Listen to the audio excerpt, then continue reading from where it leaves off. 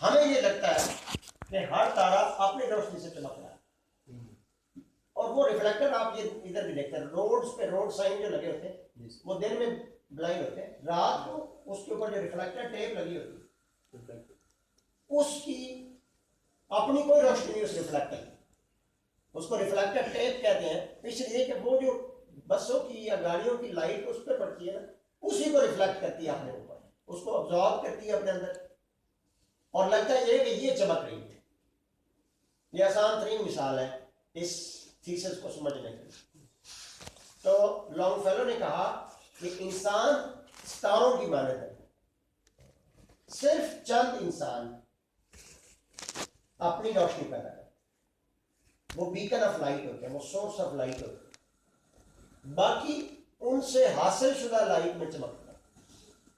Lamp post होते हैं, आपके एक बाजार है 600 गज का, उसमें 4 जगह पे लाइट के पोल लगे होंगे जो सारे बाजार को रोशन करते हैं कि किसी को फुटा जाए, गिर न जाए, गटर में न गिरे, घर का रास्ता, अपने घर का दरवाजा मिल जाए, गटरों बंदे रहे। इंसान जो है वो, अब आपने चूज करना है, ये आपका चॉइस है। वो जबर और कदर वाले चक्कर में हम चले जाएंगे कि इंसान मुख्तार किधर है और खुद मुख्तार का है और डिपेंडेंट काम है, ये आपका चॉइस है। अल्लाह ने आपको चॉइस दी, हर जगह पे आपने चूज करना है बिटवीन द टू अपोजिट्स, कौन सा रास्ता है। यहां पे भी आपको चॉइस है कि आपने उन चंद इंसानों में से बनना है जो अपनी रोशनी पैदा करें, या उन तारों की तरह, सितारों की तरह इंतजार करें कि कोई तारा चमके और हम उसकी रोशनी रिफ्लेक्ट करें और अपनी वाह वाह करें। जी आसिफ साहब मेरे कजन है, अब आसिफ साहब के पास 2 चॉइस है, या तो सारी जिंदगी हमारे रेफरेंस से चुदराहट करें कि असद भाई मेरे कजन है, ताए के बेटे, शहद भाई डीसी मुजफ्फरगढ़ वो मेरे बड़े कजन है, और शकील अनवर जफर साहब मेरे छोटे कजन है, और जहीर अनवर भी छोटे कजन है, या ये हमारा तारुफ बन जाए माशाअल्लाह, या ये हमारा तारुफ बन जाए। हम प्राइड के साथ बताएं कि जो कमिश्नर फैसलाबाद है आजकल आसिम, इंशाअल्लाह वो मेरा छोटा भाई, चॉइस इसके पास और सबके पास।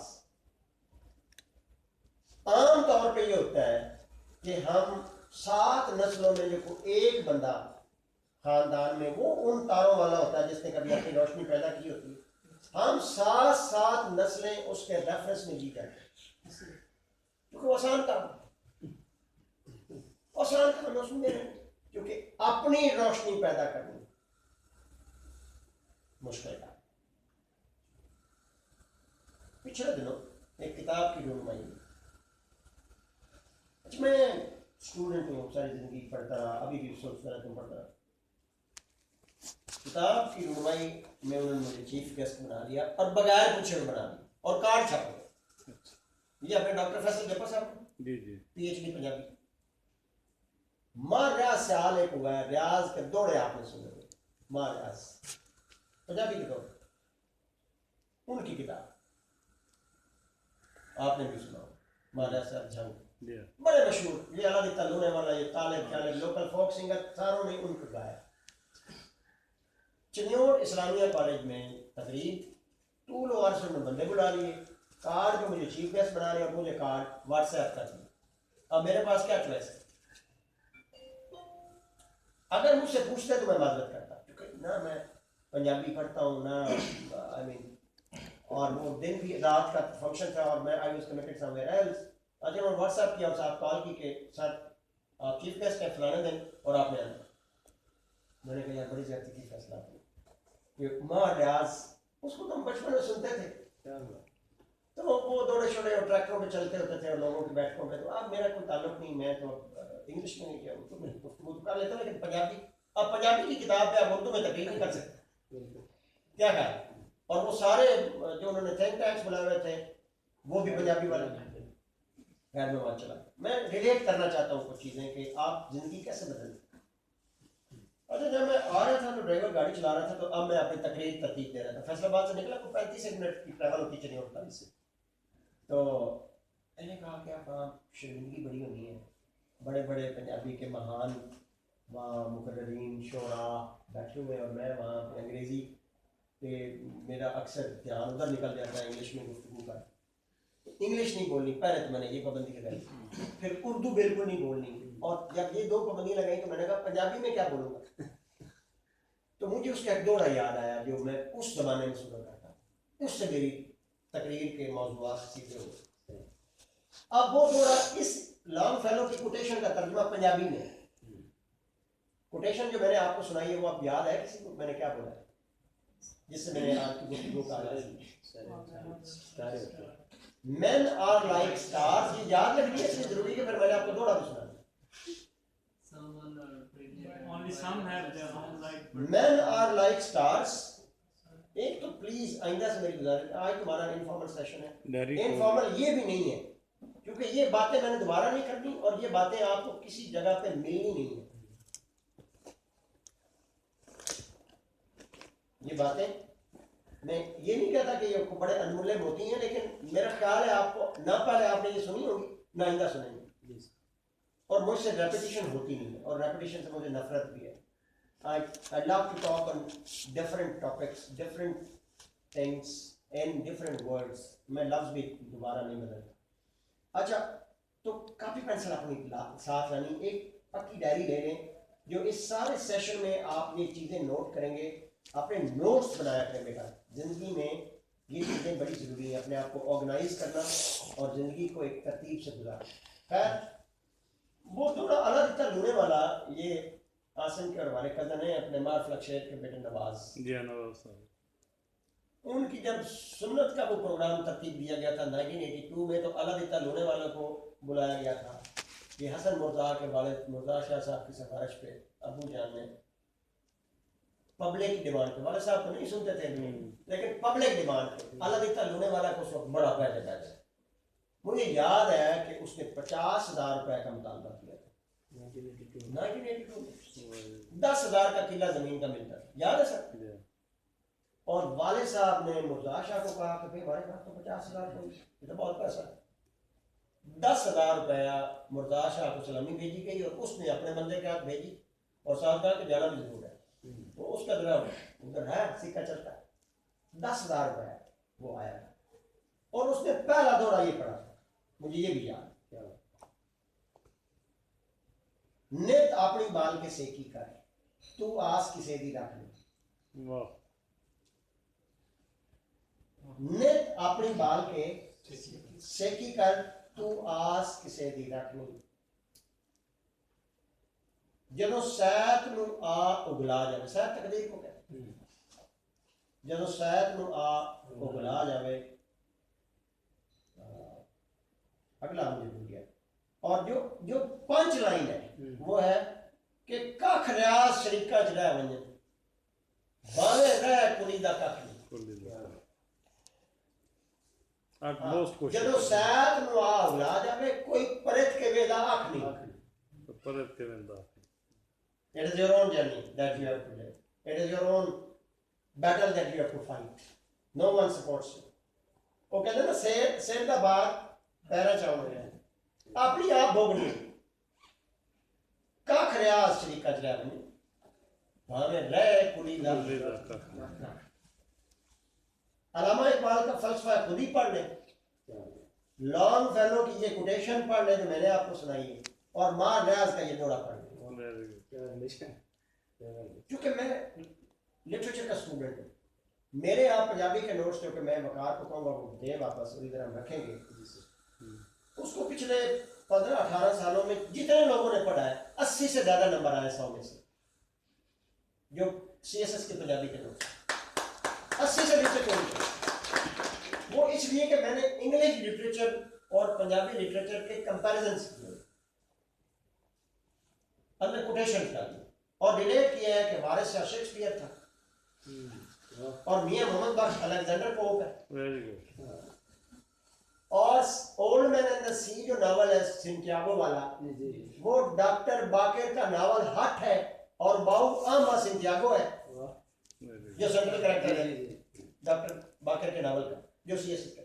मैंने एक एक कैरेक्टर को पकड़ के इंग्लिश लिटरेचर के कैरेक्टर के साथ रिलेट किया।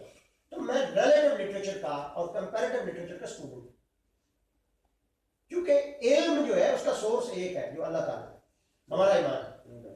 सारा इल्म आपस में इंटरकनेक्टेड है, ज़बानें मुख्तलिफ हैं, लिटरेचर एक है, वो अरबी में हो, पंजाबी में हो, इंग्लिश में हो, संस्कृत में हो, फ्रेंच में हो, रशियन में हो, but there is one literature. Why? Because there is one man जो सेंट्रल टॉपिक है, इंसान, वो यूनिवर्सल कैरेक्टर है इंसान, ऐसे ही सर बिल्कुल आफाकी हकीकत है इंसान, और उसके जितने मामलात हैं वो आफाकी सच्चाइयां हैं, उन्हीं पे लिखा जाएगा जिस जबान में मर्जी लिखे, वो तो चेंज नहीं होती। अच्छा जी, मुझे वो दोहरा सारा याद हो गया, अब तो एक मिसरा मुझे भूल गया, बट मैंने वो सुरे लगा लगा के ना अल्लाह देता जुड़े वाली तो मैंने वो पहला दोहरा याद किया। मैंने कहा यार एक दोहरा याद आ गया तो मेरा काम चल गया। जब मैंने उधर तकरीर शुरू की, अच्छा मुझे मौका, चीफ गेस्ट को एक और बड़ा एडवांटेज होता है, आपको मैं बताऊं, कुछ डिसएडवांटेजेस भी हैं, कुछ एडवांटेज भी। डिसएडवांटेज ये है कि एक तो आपको सारी तकरीर में जलील होना पड़ता है और सबकी बातें सुनना पड़ती है, और आप बैठे होते हैं बड़ी कुर्सी पे, ना आप आंख लगा सकते हैं, ना आप सो सकते हैं, और ना आप फेसेस बना सकते हैं, कोई जितनी मर्जी चवड़े मारे आपने उसको स्माइल और वाह वाह ये करना पड़ता है, क्योंकि सबसे आखिर में आपने भी बोलना होता है और आप एक्सपेक्ट करते हैं कि ये भी मुझे वाह वाह दे। अच्छा, दूसरा नुकसान ये होता है कि आपके कहने के लिए कुछ बचता नहीं, सारे मौजूआत तो कवर कर जाते हैं, ऐसे ही सर। अच्छा, एक एडवांटेज भी होता है कि आप अगर थोड़ा क्लेवर स्पीकर हैं तो आप वो मौजूआत सुखन मुंतखब कर सकते हैं जिधर किसी का ध्यान ही नहीं दिया, तो you can create, you can innovate. अच्छा, मैंने वहाँ ये ध्यान किया कि ये वैसे बड़े स्कॉलरली लोग हैं, तो उन्होंने अपनी रहतल पे बात ही कोई नहीं की, माँ रियाज और उसके फन और उस पे और उसकी किताब से पढ़ पढ़ के बड़े उन्होंने तो सफे वो डॉग ईयर किए हुए थे और वहां से पढ़ पढ़ के बट उन्होंने बड़ी बड़ी बातें की, लेकिन रहतल जंग पंजाब कल्चर इस पे बात कोई। मैंने कहा जी आप कम बन तो मैंने इसी दौरे से शुरू, और मैंने क्योंकि वो मेरे तारफ में फिर बातें करते रहते हैं कि ये रीजनल कमिश्नर साहब और उसके ये भाई और आज के चीफ गेस्ट, वो जो एंकर पर्सन होता है वो बताता रहता है बार बार चीफ गेस्ट बात। तो मैंने कहा कि मेरे भराओ मार साहब सदर फलाना दिया, मैं आज आंदा पिया सा तो मैं ये सोचना पिया सा कि ਜਿਹੜੀ ਅੱਜ ਸਾਨੂੰ और मेरे भाइयों और साढ़े खानदान ਨੂੰ अल्लाह ने कामयाबियां ਦਿੱਤੀਆਂ ਨੇ, ਇਹ महाराज ਦੇ ਇਸ ਦੌਰੇ ਦਾ ਅਸਰ ਜਿਹਨੇ 7ਵੀਂ ਜਮਾਤ ਵਿੱਚ ਮੈਨੂੰ ਇਹ ਸਿਖਾਇਆ ਸੀ ਕਿ ਤੂੰ ਨਿਤ ਆਪਣੀ ਬਾਲ ਕੇ ਸੇਕੀ ਕਰ, ਨਿਤ ਆਪਣੀ ਬਾਲ ਕੇ ਸੇਕੀ ਕਰ, ਤੂੰ ਆਸ ਕਿਸੇ ਦੀ ਰੱਖ ਨਹੀਂ। ਇਹਨੇ ਇਹ ਅਲਾਮਾ ਇਕਬਾਲ ਦਾ ਫਲਸਫਾ ਖੁਦ ਹੀ ਮੇਰੇ ਅੰਦਰ ਉਭਾਰਿਆ ਤੇ ਇਹਨੇ ਆਪਣੇ ਬਾਲਣ ਦੀ ਆਦਤ ਏਡੀ ਇੱਕ ਪਾ ਦਿੱਤੀ ਕਿ ਅਸੀਂ ਇਤਨੀ ਇਕਬਾਲ ਛੱਡੀਏ ਕਿ ਉਹ ਬਲਦੀ ਬਲਦੀ ਬਾਂਹ ਬੜ ਮਚ ਗਈ। ਮਾਸ਼ਾਅੱਲਾ। ਤੇ ਮੈਂ ਸੋਚਣਾ ਜੇ ਮਾਂ ਰਿਆਜ਼ ਨਾ ਜੰਮਦਾ ਤੇ ਮਾਂ ਰਿਆਜ਼ ਜੰਮ ਕੇ ਸ਼ਾਇਰ ਨਾ ਬਣਦਾ ਤੇ ਇਹ ਦੋੜਾ ਨਾ ਲਿਖਦਾ ਤੇ ਮੈਂ ਤੇ ਮੇਰੇ ਭਾਈ ਅੱਜ ਇਸ ਮਕਾਮ ਤੇ ਨਾ ਹੁੰਦੇ। रोड़ा और फिर 1.5 घंटा बाद ही कितनी अच्छा, अब मैं कन्नी कट रहा हूँ कि बात खत्म भी हो, लोग हाल भरा हुआ, तो मैंने 2-3 दफा कहा कि बस अब खत्म होने लगी हो, फिर अगर गाल टूट जाए, तो मैंने समेट के 1.5 घंटा बाद जो मैं मुकाम पे आ गया तो सारे खड़े हो गए कि सर जारी रखो, सवाल तो होना है। मैं अंदर डिफेंसिव पता नहीं गाल बनी है कि नहीं बनी, क्योंकि कि बड़े बड़े उलमा पंजाबी वाले बोल चुके। खैर बात मैंने खत्म की, वो तो सारे ये तालिब दर्द, ये लूने वाला, ये ताज दौड़े वाली सरकार, ये सारे शोरा ये तो मेरे दुआले हो। इन्हें आख्या जी बड़िया बड़िया महफिलों च गए हैं, तो बड़े बड़े अदबी सूझवानों ने सुने, पर जेड़ा स्वाद अज आया है, क्योंकि मैं अपनी रहत मैं भी देखा कि बोलिया कि मैं लंघदा स्कूल का बस अमरीका छुटंदा ते टेपां चलदियां बैठकां ते ओहदे च मां रियाज दौड़े अल्लाह दे तल होने ते तालिबदार दी आवाज सुने, तालिब सामने बैठे होने, सारे रिलेट हो गए। अपनी बाल के सेकन की आदत पैदा कहानी है। आज का अगर आप कोई एक सबक, एक होता है टेक होम मटीरियल, कि आप एक लेसन लेते हैं, लेक्चर लेते हैं, तो उसका एक लेसन वो होता है जो आप घर ले जाते, take back, take home material. और ये कामयाबी के सुनहरे असूल को आता है, गोल्डन रूल्स ऑफ सक्सेस। वो ये है कि हमें ये जो डिपेंडेंसी की आदत है, ये रेफरेंसेस की आदत है, वो 7 पीढ़ियों पहले जो मामा चाचा नाना दादा पैदा हुआ, जिसने अपनी लाइफ पैदा की, तो उसके रिफ्लेक्ट करते करते नाना जी मेरे सेशन जाइए थे, भाई जनाब कौन है, जनाब कुल्फियाँ बेचते हैं, नाने के सेशन जा होने के साथ तेरे कुल्फी वाले डब्बे के साथ क्या ताल्लुक? आपकी तो हकीकत वो है जो आपके बगल में वो डब्बा है और उससे कुल्फी निकाल निकाल के दे रहे हैं 10 रुपए 20 वाली 30 वाली। सेशन जज को कब्र में गए हुए 2 साल हो गए, 200 साल हो गए जिसके आप हवाले दे रहे हैं। तो आपको तो शर्म आनी चाहिए ये बता के कि 200 साल पहले आपकी फैमिली ट्री में एक बंदा किस लेवल पे सेशन जज था, आज आप जीरो। तो ये समझने की बात है कि जहां पे हमें we should hang our heads in shame, we start taking pride। मामा जी इस्लामाबाद बड़ी बड़ी कोठी मांगे F10, तो ये आपका क्या ताल्लुक है F10 की कोठी? आपको तो अपने पहचानती नहीं है, आपने जाना है। और F10 में तो रक्षा भी कोई नहीं जाता जिसपे आप जाना चाहते। इस्लामाबाद पूरे में रिक्शा बैन, तो पहले तो मामे के घर पहुंचने के जराए पैदा करें और फिर मामी आपका ड्राइवर बोले और आपको कुछ खिलाए, सवारी पैदा नहीं होता। ये ग्राउंड रियलिटीज हैं। Who are you, sir? That is $1 million question. And what are your aspirations? That is another $1 million question. और अब तो आगे बात चलाते हैं। माइंड पावर एक चीज है, गूगल करें अपने आप के सारे Android phone, Facebook, social media की आप जनरेशन है, you are a Google generation. तो उसके अंदर आइडियाज पंच किया बजाय कि आप ये चैटिंग और ये बकवास इसमें टाइम जाता है और टैग करें और सही टॉपिक्स में। माइंड पावर उसके अंदर पंच करें गूगल के अंदर और फिर उस पर क्लिक करें कि माइंड पावर से क्या निकला। माइंड पावर लेटेस्ट साइंस और माइंड पावर ये कहती है, टोनी ब्यूजान इसका इन्वेंटर है माइंड पावर, माइंड मैपिंग का। टोनी ब्यूजान दुनिया का इस वक्त सबसे बड़ा सक्सेस कोच है। 25,000 पाउंड 1 घंटे की टॉक कर लेते, 25,000 pound means 4 million rupees, 40 lakh रुपए करीब वो पता है घंटे की। And Alhamdulillah, I am in his disciples, उसके शागिर्दों में से मेरा भी एक पिछली सफों में खड़ा, मेरा अपना बैचमेट है आरिफ अनीस मलिक, वो उसका अब को ट्रेनर है लंदन में, तो नौकरी छोड़ दी। 29 कॉमन मेरा बैचमेट आरिफ अनीस मलिक। एक लड़का कैसर अब्बास पाकिस्तान में अब $1 मिलियन लेता है 10। ये और आरिफ अनीस जब हम अकेडमी में थे तो ये इधर मोटिवेशनल स्पीकिंग इन्होंने शुरू की, तो हम इनकी मजाक ये करते थे, ये को बात करने। खैर माइंड पावर ये कहती है, साइंस ये कहती है, रिसर्च ये कहती है कि what you think about you bring about,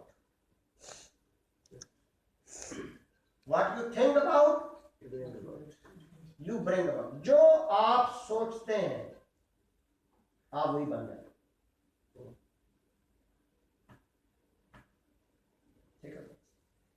जो आप सोचते हैं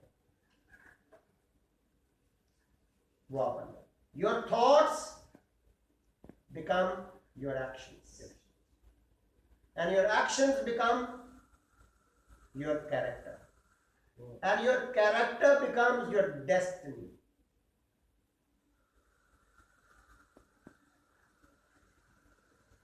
तकदीर के रोल में पड़े रहते और हम एस्केप रूट ढूंढते हैं. तकदीर हमें बहाना चाहिए होता है अपनी नाकामी छुपाने के लिए, गप मारनी होती.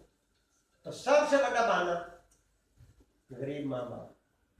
वो जनाब सादा की करना नहीं, मेरे प्यो का नाम चाचा लामा उनकी पता उसका गुआना नहीं वेख्या बल होते सिखाने ये चिपकाने जाके डुगड़े असी की करना सादा की है जी. इस मुल्क की सादा की है, ये चोरा का मुल्क है जी.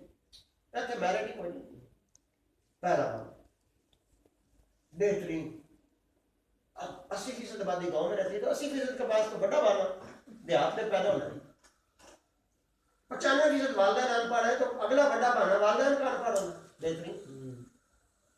और मुल्क में इंसाफ तो नहीं है, जरदारी और नवाज शरीफ चोरों की हुकूमत रहती है. तीसरा बड़ा बहाना. तो कुछ करने का फायदा नहीं. ये सब बकवास है. It's the shit of a thing. It is ab initio wired to think on these lines. ये आप घर बैठ के नाकामी खरीद रहे हैं. You are buying failures. You are buying failures, sir. You don't want to work hard. आप उस चक्कर में हैं, मामे नाने चाचे के रेफरेंस में उन चंद सितारों की रोशनी को रिफ्लेक्ट करके चमक दिखाना चाहते हैं दुनिया को. अपनी रोशनी नहीं पैदा करना चाहते. इस अपनी रोशनी को पैदा करने के लिए अल्लामा इकबाल ने सारी शायरी की जिसको फलसफा खुद ही कहते हैं. ऐ नौजवान मुस्लिम, कभी तदब्बुर भी किया तूने?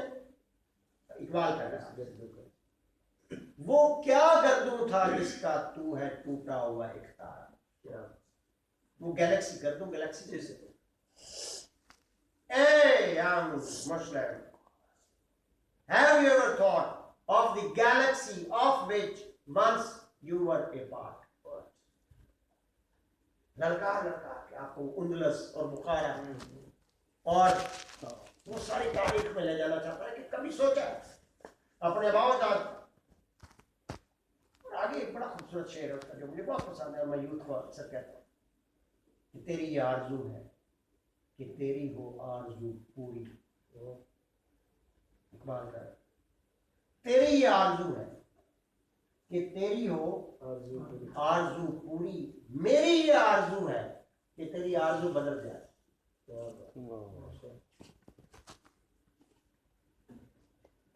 इकबाल आप कहते हो कि मैं मैट्रिक करता हूँ, आप पटवारी लगते हैं, एजुकेटेड भर्ती हो जाओ. ओ भाईजान ये बहुत छोटी बातें हैं. इकबाल कहता है इनको पूरी करके तुम क्या करोगे? आप फुफेर में शादी हो जाए, फुफी रिश्ता ले ले. ये आज में बड़ा बड़ा काम.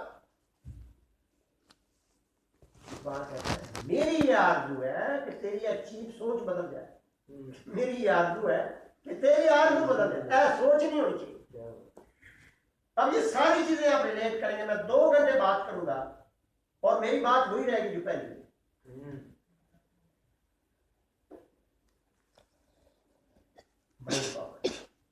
Your thoughts.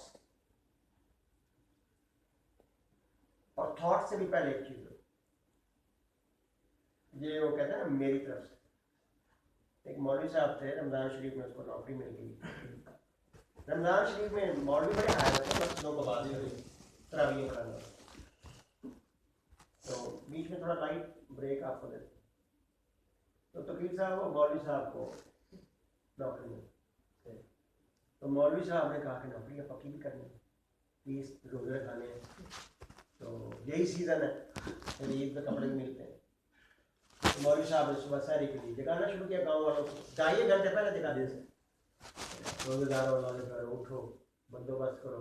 अभी 2.5 घंटे बकाया है. जगाना शुरू. टाइम मुकदा है, अब घंटा रहता है, आधा घंटा रहता है, 15 मिनट रहते हैं. जल्दी करो. आखिर पे टाइम हो गया. अब मौलवी साहब ने कहा कि अब वक्त आ गया नौकरी पक्की करने. तो मौलवी साहब ने कहा कि रोजेदार लोग करो टाइम तो मुक गया पर 15 मिनट मैं तुहानू अपने को देना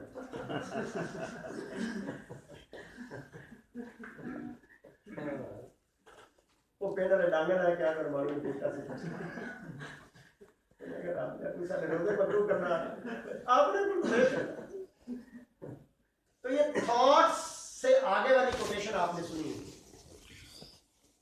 कि our thoughts become our actions become our character and our character becomes our destiny अब इससे पहले मैं अपने से लगा रहा हूं वो है कि our dreams become our thoughts सोचों से पहले भी एक अमल है जिनको ख्वाब कहते हैं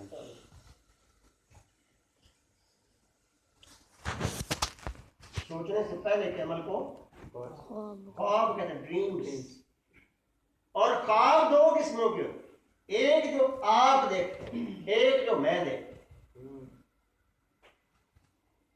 आप रात को सोते हुए ख्वाब देखते हैं कभी पड़े मगर हल्का फुल्का बजा के कभी एक न्योले तो सांप की लड़ाई तो सांप ने ਤੁਹਾਨੂੰ चिक्या तो तुसी न्योले नहीं चिक्या एक ही आपको मिलना शुक्र है अपने का सांप के ये सारे हमारे फेलियर हैं जो हमारा पीछा करते हैं जो डरावने ख्वाब रात को they are all our fears and failures दो चीज हमारे खौफ और हमारी नाकामियां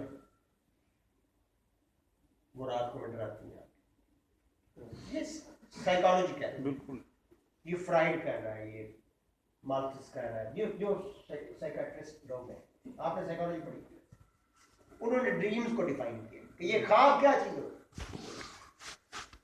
एक इसका स्पिरिचुअल पहलू है जिसकी ताबीरों के लिए जाते हैं उलमा कराम के पास के ये ऐसा वो को टेचे के साथ टेचा मिला के कहते हैं कि ये जन्नत में ये आपके गुनाह है ये सवाब है लेकिन जो साइकोलॉजिकल इसकी इंटरप्रिटेशन ड्रीम्स की वो ये है कि ये जो डरावने ख्वाब आते हैं रात को ये हमारे फियर्स होते हैं अंदेशे होते हैं पॉसिबल नाकामी के फेलियर्स जो हमें हॉन्ट करते हैं रात और जो मेरे वाले ख्वाब है उसके लिए सोना नहीं पड़ता उसके जागना पड़ता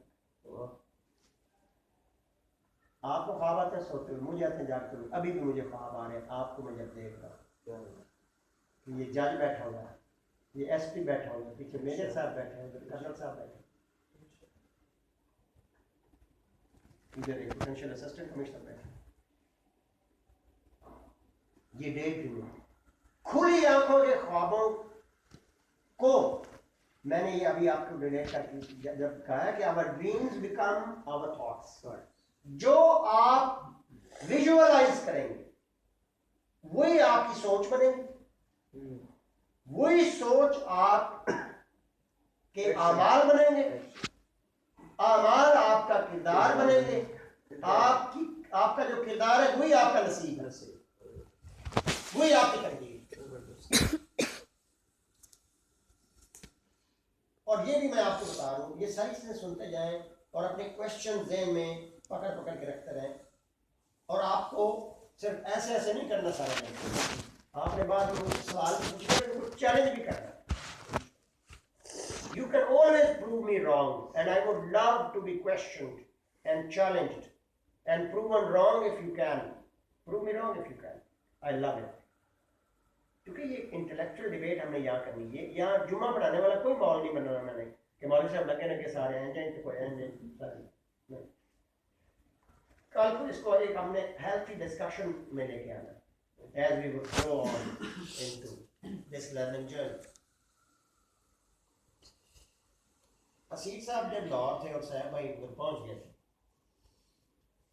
तो साहब साहब को मैं एक बार मिलने गया और मैंने पूछा कि मैं ऐसे के बाद इधर हूँ कमर्शियल और मैरिट नंबर पोजिशन इस वक्त सेल्फ फाइनेंस वगैरह कोई नहीं तो साहब ने कहा भाई ना अगर इधर आना ना थर्ड में तो 700 से कम नंबर नहीं लेने हैं ऊपर मैरिट में दाखिल होता ना सवार है ना साढ़े को सवार अगर होती भी सारा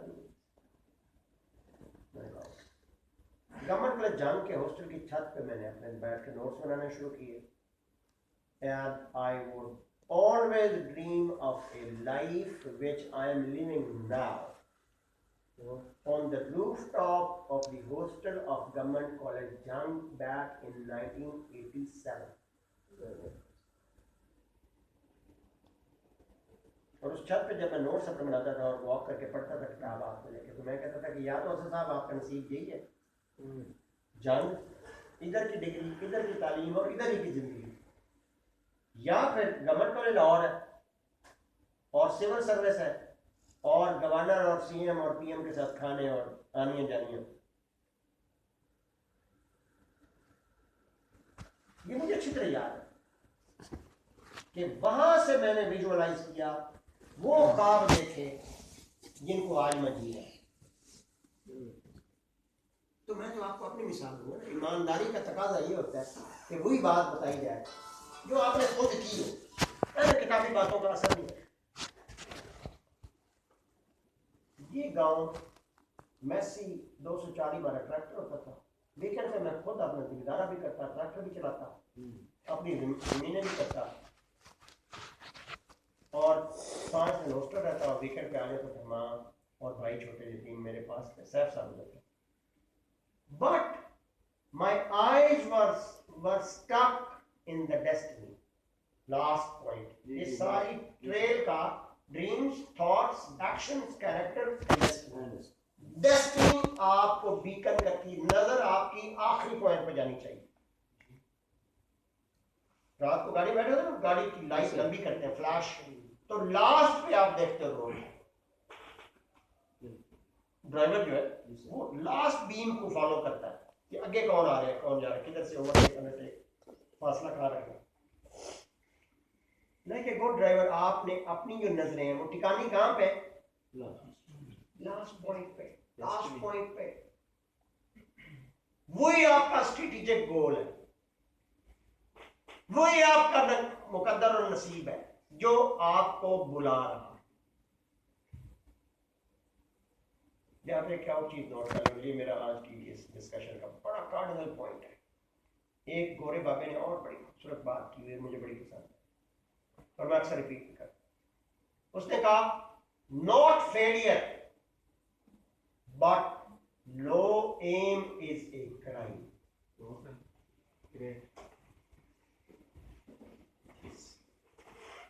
Not failure,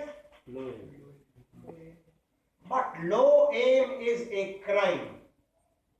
उसने कहा नाकामी जुर्म नहीं है, असल जुर्म आपका घटिया और पस्त इरादा है।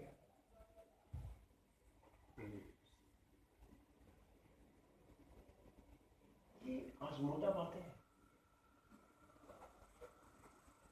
टाइम टेस्टेड ट्रूइज्म्स हैं। आप क्या बनना चाहते हैं, क्या आपका अल्टीमेट वो फिनिश्ड लाइन कौन सी रखी हुई है अपने लिए, पटवारी? अगर आप पटवारी बनना पसंद करेंगे तो आप पटवारी का मुंशी बनेंगे, क्योंकि 100% सक्सेस नहीं होती। If you think of becoming a patwari you will end up as being his munshi. ठीक है sir? If you start thinking of becoming a headmaster, you will start as a school teacher. अगर आपका रोल मॉडल हेडमास्टर साहब है या deputy do, वो जो आता था छापा मारता था, बड़ा अफसर है डिप्टी डीओ साहब, तो जब वो बनना पसंद करेंगे तो 100% तो कामयाबी किसी प्रोजेक्ट में होती नहीं है, तो you will be maximum a school teacher. If you start thinking as the president of the country, you will at least be an MNA. If you think of becoming a commissioner, you will start as a magistrate or an assistant commissioner. तो choice तो आप करें। अब आ जाते हैं दूसरी तरफ, भलो वाला और चिचकारा चाक और डूगरा और दुआने के लोग कुछ कर सकते। You will be shocked to know, sir, you will be shocked to know that 83% of the world leadership in politics, in science, in technology, in philosophy, in art and architecture came from Do Quran Balo. Villages. From nowhere, ordinary people, sir. 83% of the world's greatest people in human history, including George Washington, Abraham Lincoln, Winston Churchill, Michelangelo, Galileo, Socrates, you name any. They were people with the humblest possible background. Ibrahim Lincoln की school life पता कितने दिन की? 226 days.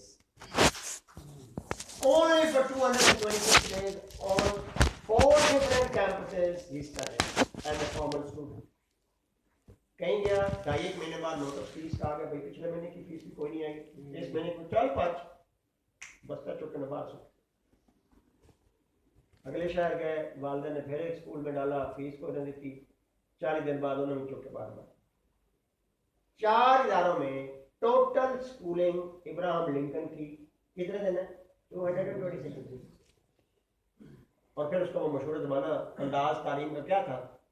चौक में बैठ जाना, किसी शाहराह के पगडंडी के चौक में, जहाँ 4 जगह से बंदे आते, तो एक बंदे से एक लाइन पूछनी, वो याद करके दूसरे बंदे को सुना के उससे अगला सबक लेना। तो 4 मुख्तलिफ जगह से ट्रैफिक आती है लोगों की, तो उसके बाद 4 ट्यूटर हर वक्त अवेलेबल होते।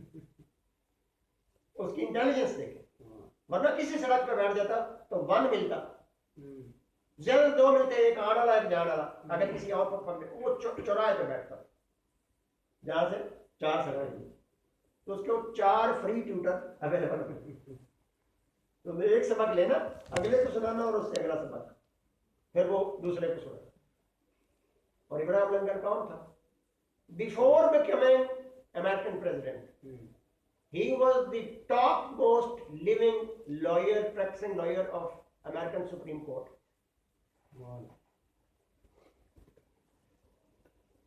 इब्राहिम लिंकन आज तक जितने सदूर आए 44 अमेरिका के, इब्राहिम लिंकन से बड़ा सदर कोई नहीं है। सबसे ज्यादा कोटेड प्रेसिडेंट जो है वो इब्राहिम लिंकन।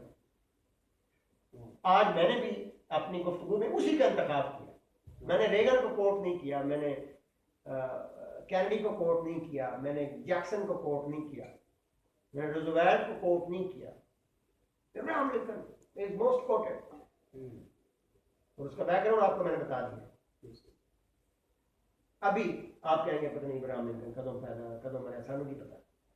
आपकी लिविंग हिस्ट्री में अभी जो सदर गया है mister Obama, Barack Hussein Obama, इसकी political life before becoming US president पता कितनी? 6 साल। In 6 years, sir, he became US president.